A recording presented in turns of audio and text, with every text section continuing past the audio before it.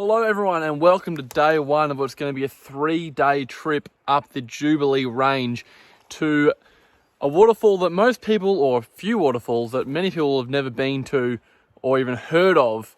The main one being Redwater Falls in the Wayati Gorge, which is a massive wilderness falls many kilometres away from any tracks or roads. We're parked on Jubilee Road in the sticks with a big old hole behind us. Basically, they've blocked the road off. We're going to be hiking up this road for a while and then pretty much just off into the bush, up the Jubilee Range, then across the range into Wayati Gorge to Pooali Falls, which is smaller, and Redwater Falls, which is a big drop, and maybe some more waterfalls. It's going to be a 3-day trip. Today's just going to be getting up to the top of the range and as far along the range as we can till we find a good camping spot. Tomorrow's the waterfall day. Third day is going to be hiking on out. So pretty keen for it to be a trip, a long time in the making to, a couple of the main wilderness waterfalls in Tasmania that we're yet to tick off. So let's do it.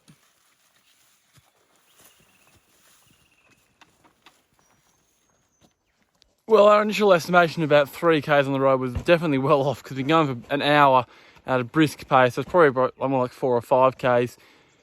But we've made to the quote-unquote trailhead for the Mount Jubilee quote-unquote track. We've got a rock can here and a tape in the scrub. And we can see out the side of the mountain. To be fair, it looks mostly fairly open. It's not really bad scrub or anything. But, yeah. You can see here there's this little concrete culvert going on. There's the can. There's the pink tape just over there.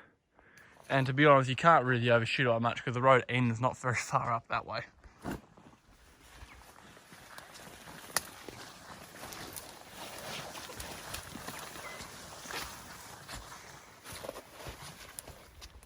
So, somewhat surprisingly, there's been at times a faint path underfoot and some tape, although still, as you can see, it's essentially an off-track walk.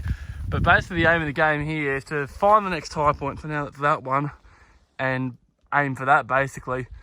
And we keep doing that all the way up until the very summit. There's always pretty good visibility of where you're going, which is handy because the scrub's not incredibly high. Let's plod on. So we're making our way up this sort of ridge line that leads up to the top of Mount Jubilee. Pretty obvious where to go most of the time, to be honest. Like, it's been a fairly clear path of least resistance and some wombat/human trails to follow along the way. And as we get higher and higher, the views of the mountains around just getting better. It's not really a very clear day, but hopefully we get some sun later. That's the view looking down. And now where we've come from, just down to that sort of saddle there. That's where we're headed. Pretty impressive gorge down there, and the other side is the ridge that we're going to be hiking along later today and tomorrow towards the waterfalls. And then just here, Adrian informed me, is the false summit. The real one is a bit further behind, but very open now on this sort of button grass.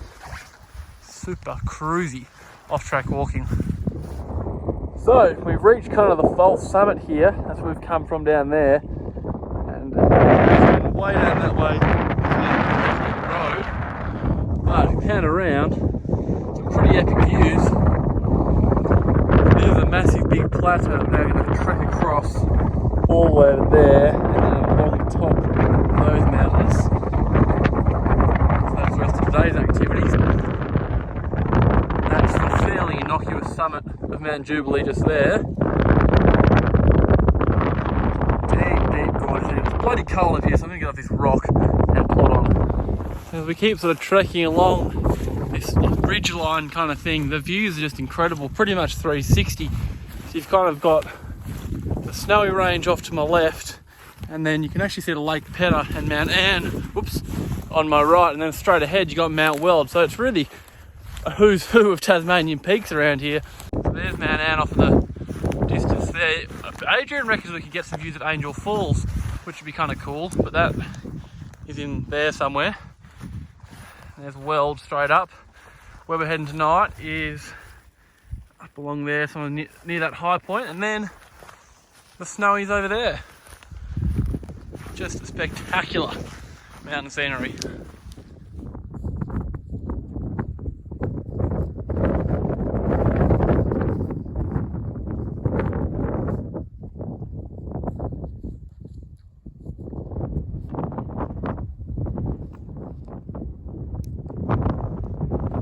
The famous Lone Pandani of the Jubilee Range.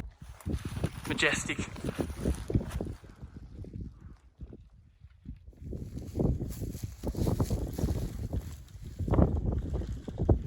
In the home stretch now of day one, you can see our little oasis over there where those trees are. This is where our tarns will be. We're going to set up camp. Reasonably long day on the track day. It's just after 3 o'clock now. We started about 7:30, so 7.5 hours without breaks. As far as off-track walking goes, actually not been too bad. Like, it's mostly in abundant grass plains, a bit of scrubby stuff near the start, but outside that, pretty good to be fair.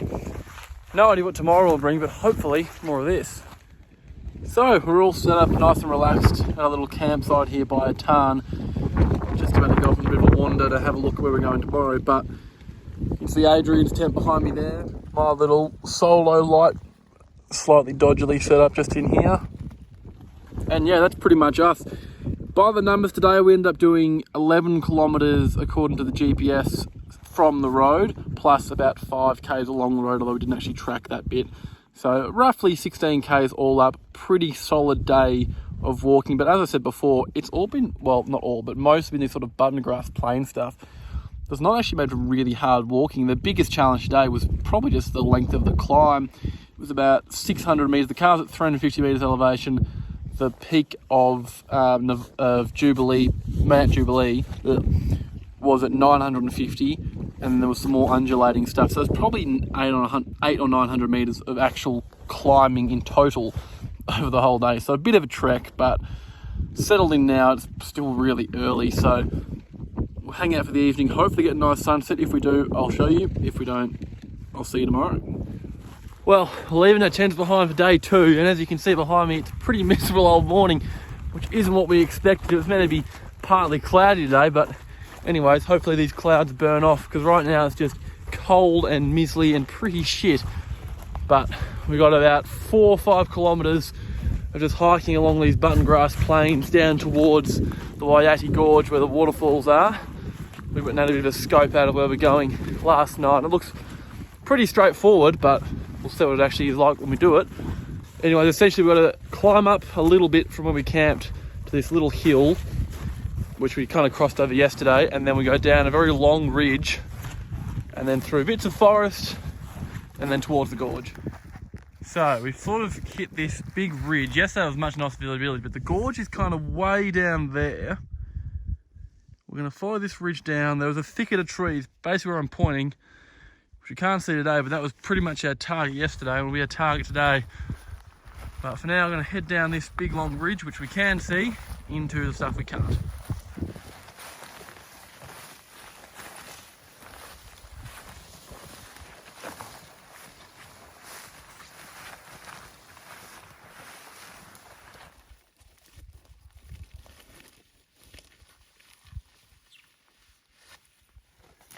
That little knob up there is our next target, because from there we're going to get a view down into an unnamed waterfall, oops, right in there.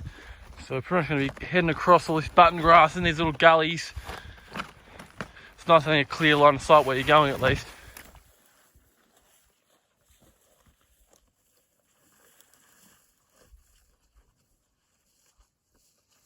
Just crossed our high point now, and the unnamed waterfall, which I'm going to probably call Jubilee Falls, given it drains the Jubilee Range, is basically right down there. So we're hoping that one of these outcrops around here is going to give us a view, not with a humongous amount of confidence, because it is very deep in that gorge, but can only try. The views around here are spectacular. That is the Anne Range over there, still shrouded in clouds. I think it's Mount Picton up there, also in the clouds. And way down the bottom of the valley is the Weld River.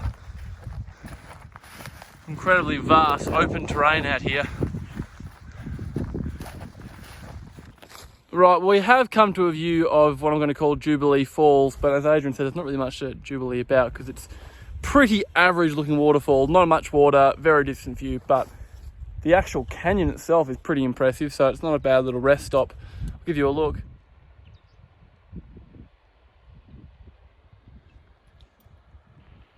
Really going to be worth a proper look after a lot of rain. You can just see it trickling off to the side there.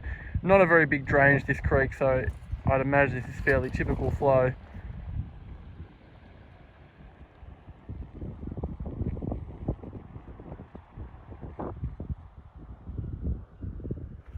And our next destination will be off that a ways.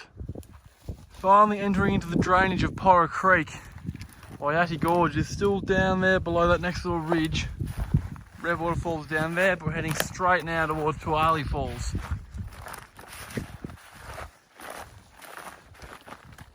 Here it is, the spectacular Wayati Gorge. Serious cliffs those.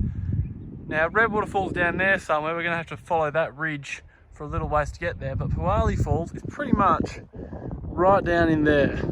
Just out of view, but I think there should be a ridge that will take us down pretty close. We'll see how we go. This is our ridge to the base of Pooali Falls, or the top at least. I reckon it's pretty much bang in there.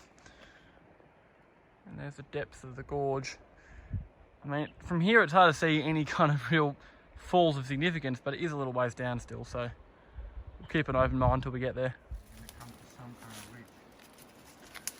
As we get further down, sort of now below the tree line, getting a bit mucky and scrubby in here. Difficult to film while I'm doing this, but aiming for that little ridge you can see across the way, because I reckon that is the fault line that's the top of the waterfall. But I might stop filming because I can't really do both. So, made it to Pooali Falls.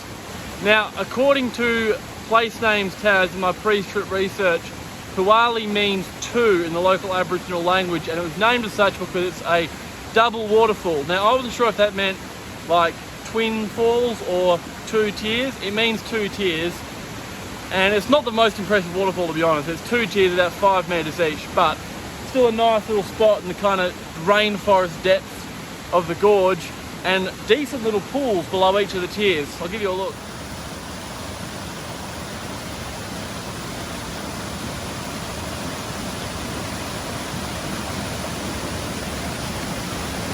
There's Adrian trying to get across the creek.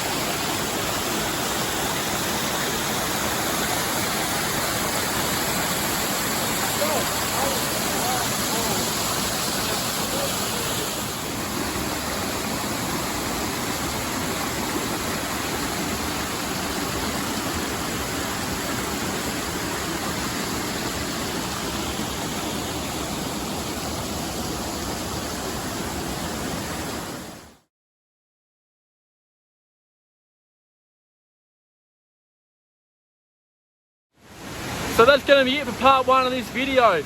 Part 2 is going to be our mission downstream. We're going to go across the creek and head down on the other side of the ridge to Red Waterfalls and maybe another waterfall below it, which is going to be the main waterfall attractions of the trip. So stay tuned. I'll see you at part 2.